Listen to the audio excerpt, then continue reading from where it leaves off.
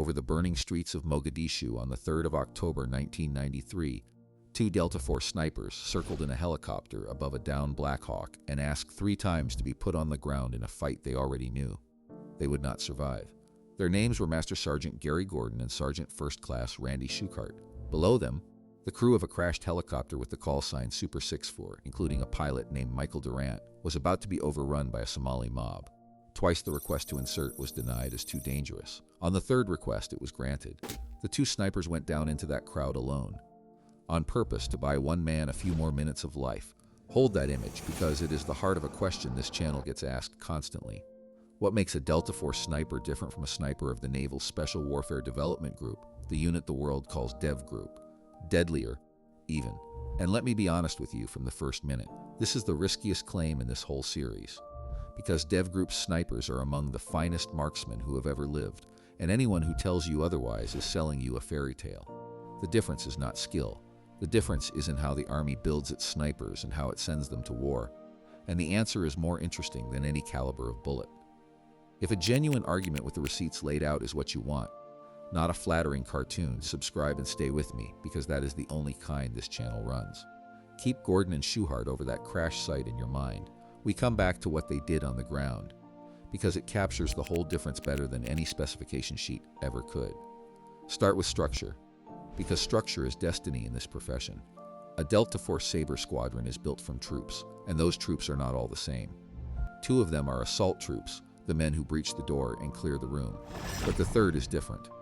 It is the reconnaissance and surveillance troop, the Resi troop, and that is where the snipers live.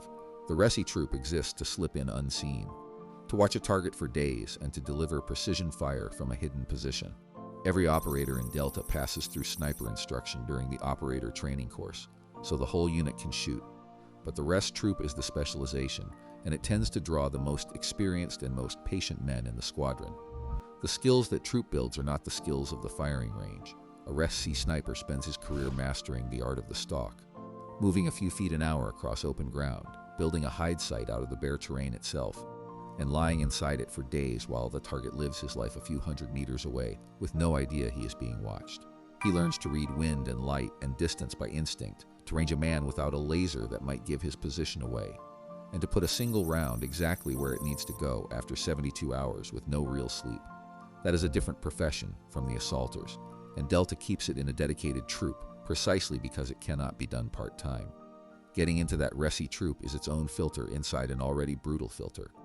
A man first has to pass Delta selection and survive the long operator training course, and only then, after proving himself, does he move toward the reconnaissance specialty where the unit's deepest fieldcraft is taught. By the time an operator is a fully formed Resi sniper, the Army has invested years in him on top of the years he already spent becoming a soldier. Worth selecting in the first place, he is one of a small handful of men in the entire force trusted to operate alone, far forward, with a rifle that can decide the outcome of an operation before the assault force has even left the ground. That structure is a direct inheritance from the Army's entire reason for existing, which is land warfare. The American sniper tradition Delta draws on is a tradition of the ground, of a man crawling for hours into a hide site on a ridgeline, lying motionless in the dirt and owning a piece of terrain with a rifle and a spotter. Delta took that deep land warfare lineage and refined it inside a Tier 1 unit. The Res troop is not a sniper section bolted onto an assault force. It is a standing permanent part of how the squadron is built, with its own culture of patience, fieldcraft, and the long, lonely stalk. You see that doctrine most clearly in what the Army calls advanced force operations, the work that happens before the main force ever arrives. Delta Res and sniper teams specialize in going in first and going in deep, sometimes days ahead of an assault, to find the enemy, mark the targets, and set the conditions for the strike. The journalist Sean Naylor documented exactly this in his book, Not a Good Day to Die, the story of Operation Anaconda in the mountains of Afghanistan in 2002, where small Delta reconnaissance teams climbed into the high ground around the Shahikot Valley to watch an enemy that did not know they were there. That is the purest expression of the Delta sniper. Not a trigger puller waiting for a target, but the eyes of the entire operation, perched on a mountain in the dark. Now be fair to the other side, because a straw man helps no one, and this audience can smell one instantly. DEVGRU has its own elite reconnaissance and sniper element, historically known as Black Squadron. It began life as the unit's dedicated sniper team, and after the September 11th attacks, it grew into a force focused on advanced force operations. And intelligence, the surveillance and target preparation that sets up a raid, a role that mirrors the Army's own intelligence specialists. Black Squadron snipers are genuinely world-class, and the men in it are some of the most capable operators the United States has ever produced. The honest distinction is not that they are lesser, it is that their lineage runs through the sea, and Black Squadron is no consolation prize. Its operators are trained to blend into a foreign city, to run surveillance the way an intelligence officer does. And the squadron even includes female operators who can move through a hostile street without drawing the attention a bearded man would. In the years after September 11th, this kind of advanced force work became some of the most valuable in the entire special operations world, the quiet groundwork that made the famous raids possible. When you picture a DEVGRU sniper, do not picture a watered-down version of a Delta One. Picture an equally lethal man who was simply raised in a different church, one that worships the sea instead of the mountain. That maritime DNA is the real difference, and it even shows up in the rifles. There is a precision weapon system called the Mark 13, built on a Remington 700 action and chambered in the powerful 300 Winchester Magnum, with an effective reach past 1,200 meters. It was developed through the Navy's own Ordnance Command at Crane, Indiana, and it is associated with the Naval Special Warfare community. Delta, by contrast, is more closely associated in Afghanistan with the M110, part of the 7.62 family that grew out of the SR-25 rifle designed by Eugene Stoner, a semi-automatic weapon suited to a fast-moving land fight where a sniper may need a quick second shot. Be careful with this, though, because the loadouts at this level are fluid and heavily classified, and a man will carry whatever the mission demands. The point is not that one rifle is magic. The point is that even the hardware reflects two different birthplaces, one born of the land and one born of the sea. If you have come this far into a fair fight between two of the finest sniper traditions on Earth, you are exactly the viewer this channel is built for, and the cadet membership was made for you. Cadets get every video a full day before the public, a badge beside their name in the comments, so I know which of you are the serious ones, and a shout out from me by name every month. If an argument that respects both sides is your idea of a good hour, you are already one of us. Tap join and stand a little closer. So where does the deadlier edge actually come from, if not from skill or from the rifle? It comes from employment, from how the snipers are used. The Army's whole way of war is built around holding and dominating ground, and the Delta Rest Troop is the spear point of that idea. A standing unit whose entire purpose is to own terrain unseen and reach out across it with precision. The naval special warfare tradition grew up around the raid, the swim, the ship, the fast, violent action from the water, and its sniper element evolved to support that. Both are devastating.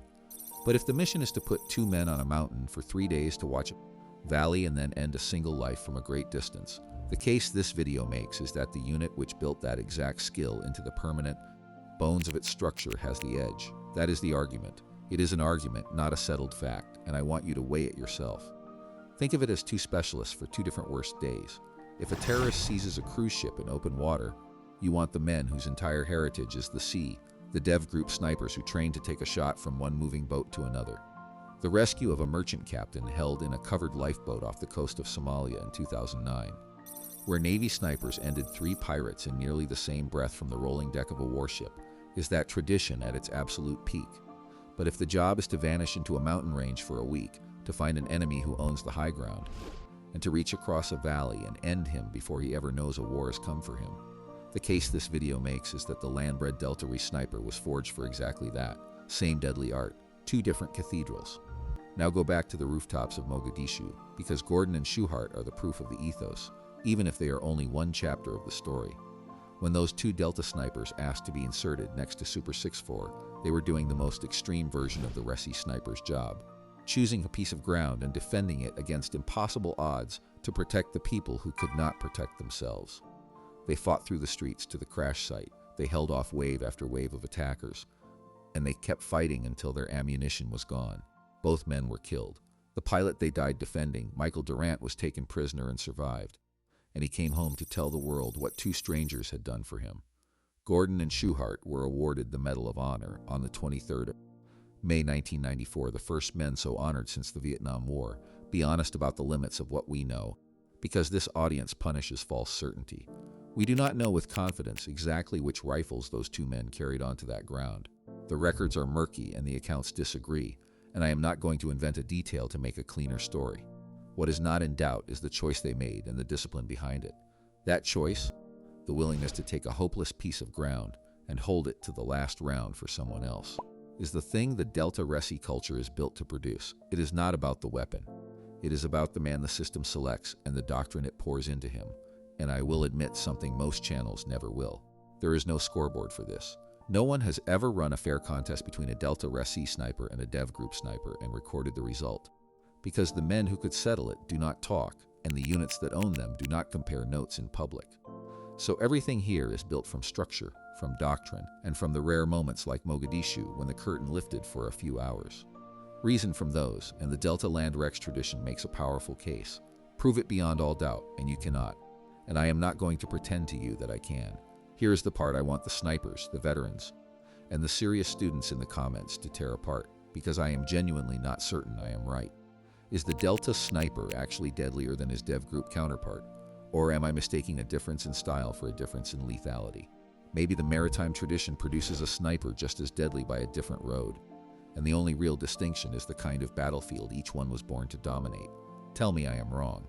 Tell me which tradition you would want on the high ground above you, and tell me why, because this is one where I will be reading the replies.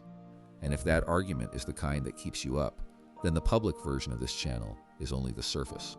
The official membership is where I put the material that does not survive the edit. The unit details and the operations and the names that get cut before a video like this can go live. It is the part of the story I have to leave on the floor to keep this online at all. If you want what gets trimmed away, step up to official, and I will see you behind the line. 2 Delta snipers asked 3 times to go down into a fight they knew would kill them, and then they went, because owning the worst ground on the field for the sake of someone else is the exact thing their corner of the unit was built around. That is the case for the Delta sniper. Not that he shoots better than the magnificent marksman of DEVGRU, but that the Army wove the lonely, patient, terrain-owning art of the rifle into the permanent structure of the unit, and then asked men like Gordon and Shahart to take it as far as it can possibly go.